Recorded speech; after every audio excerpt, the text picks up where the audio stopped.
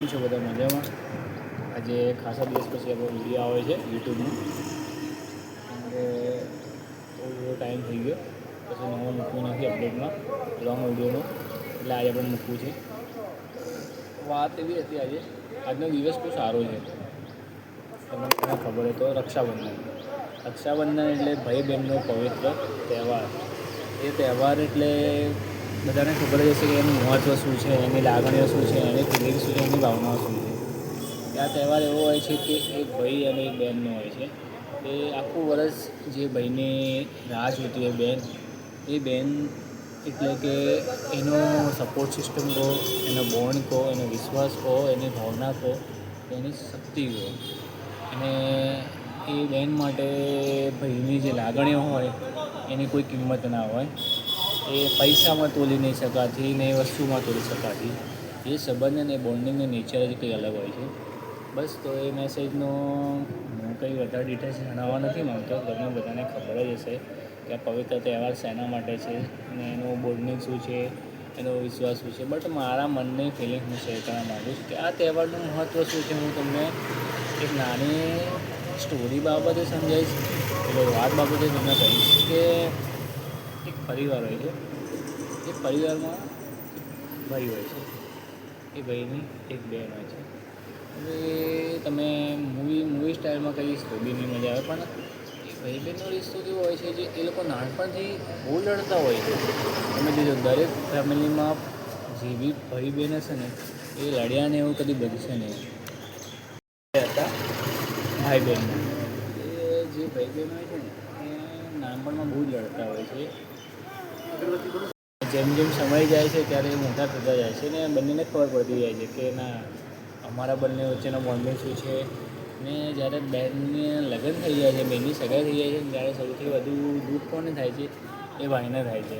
પેરેન્ટ્સને થતું હોય, પણ મને એટલું ખબર પડે છે મારી સાઈડથી કે એના ભાઈને થાય છે. કેમ કે જે બહેન જોડે આખી લાઈફ રમ્યો હતો, એના લાઈફના 20 વર્ષ સુધી રમ્યો હોય, મસ્તી કરી અને હેરાન કર્યું હોય, એના જોડે કામ કરાવ્યું હોય, પછી એને ટોર્ચરિંગ કરી હોય, એની વસ્તુઓ બધી સંતા જતા હોય, એની વસ્તુઓને નુકસાન પહોંચાડે, એ ભાઈને દયા આવે છે કે ના, મારી બહેન જતી રહેશે તો મારું કોણ હશે. કેમ કે બોન્ડિંગ એવું હોય છે કે ભાઈની બધી પોલ બહેનને ખબર હોય છે, એવું હોય છે. તો આ જે સંબંધ હોય છે ને, સંબંધની જે ભાવનાઓ હોય છે બહુ જ બોન્ડિંગવાળી હોય છે. અને જે સમજે છે ને એની લાઈફ બહુ જ સારી થતી છે. પછી બહેનની લગ્ન થયા પછી જે ભાઈ બહેનની જે અંતર એ બહુ ઓછું થઈ જાય, જે વર્ષમાં 1-2 વાર થતું હોય છે. એ ઘણા બધાને ખ્યાલ જ છે. કેમ કે પછી બહેનનું ઘર બહેન સંભાળે ત્યારે બહેનની જોડે બી ટાઈમ ના હોય, એના ભાઈ બી એને હેરાન ના કરી શકે. પણ જ્યારે આ દિવસ રક્ષાબંધનનો આવે છે ત્યારે સવારથી લઈને સાંજના 10 વાગ્યા સુધી ભાઈના જે ફેસ ઉપર સ્માઈલ હોય છે ને, બહુ જ અમેઝિંગ સ્માઈલ હોય છે. તો આ દિવસ જ એવો હોય છે જે દિવસ માટે બધા જ આખું વરસ રાહ જુએ છે. નવરાત્રિની બધા ભલે ગમે તેટલી રાહ જોતા હોય, દિવાળીની ગમે તેટલી રાહ જોતા હોય, કે ખાસા એવા તહેવારો છે કે જેની બધા રાહ જોતા હોય, પણ ભાઈ બહેન માટે આ તહેવાર લાખોમાં નહીં, જેની કિંમત ના કરી શકે એ પ્રકારનો તહેવાર છે. અને આ તહેવારનું મહત્ત્વ આખા ગુજરાતને ખબર છે, આખા દેશને ખબર છે. કે ગમે તેવો હશે, જો ભાઈ જેલમાં હશે ને તો બી બહેન જશે રાખડી બાંધવા, ભાઈ દવાખાને હશે તો બી બહેન જશે રાખડી બાંધવા, ભાઈ ગમે તેવી પરિસ્થિતિમાં તો એવી બહેન જશે રાખડી બાંધવા.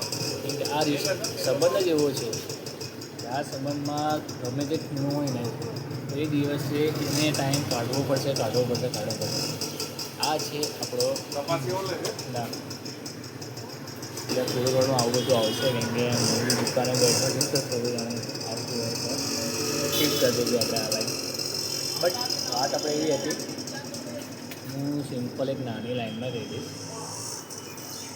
મારે નથી જોઈતું કરોડો રૂપિયાનું દાન, મારે નથી જોઈતું કરોડો રૂપિયાનું સન્માન, મને જોઈએ છે બસ એટલું ખ્યાલ કે મારી બહેન આ દિવસે મારા દ્વારે આવે.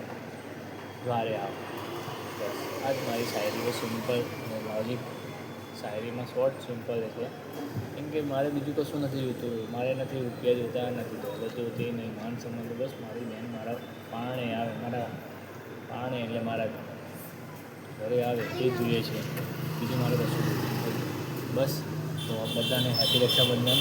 બધા ખુશ રહો, બધા પરિવાર સાથે રહો અને બધાનો પરિવાર સારી રીતે રહે, ખુશ રહે, હેલ્ધી રહે અને ઓર બધા આગળ વધો, પ્રગતિ કરો એવી આશા સાથે. અને જો તમને વિડીયો ગમ્યો હોય તો લાઈક, શેર અને સબસ્ક્રાઈબ કરી દેજો. હું એ નથી કહેતો પણ સ્પેશિયલ રક્ષાબંધન માટે છે તો તમે થોડું જોઈ લેજો એકવાર. બધાના વ્યૂ તો સારા જ હોય છે, કોઈના વ્યૂ એવા નથી હોતા, બટ મેં મારી ભાવનાઓ, મારી ફિલિંગ સાથે તમને શેર કરી.